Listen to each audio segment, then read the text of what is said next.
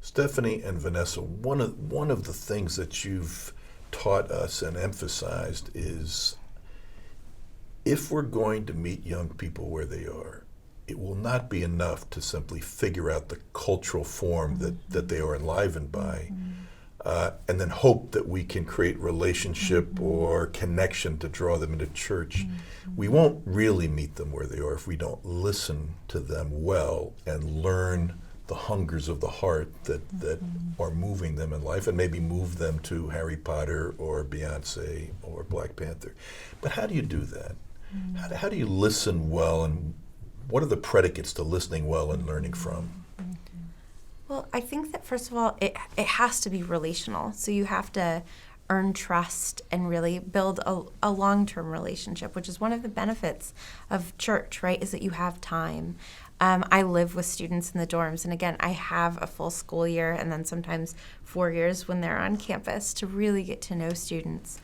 But I think the other thing about listening, I mean, you really have to sit with them and listen, but I think it's also making sure that you remain authentically yourself while allowing them to move and change you, right? So if there are certain things, it's like, well, but I'm never going to change the fact that I believe that the gospel is the most important story. You can't hide that from them, right? You have to be honest about where it is that you are located, or they're not going to trust you, right? So I think that it is also about being vulnerable with them, about the stories that you tell yourself, locating your positionality and being honest about it. If you are a white minister working in a Black congregation, making sure that you are honest about the fact that you are aware of your inherent privilege, right?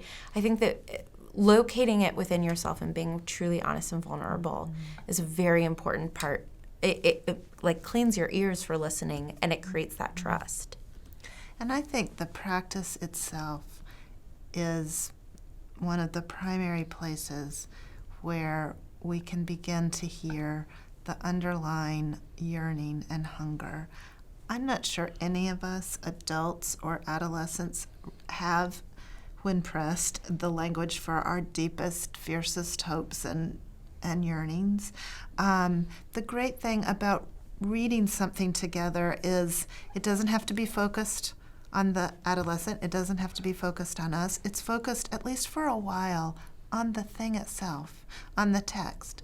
And you're interpreting it together, and you're going deeper into it together. And eventually, that depth is going to open up and spill over into your lives. And it's going to open up, it's going to give all of us language to talk to each other and to listen to each other more deeply, to have that third thing in the room, I think is crucial.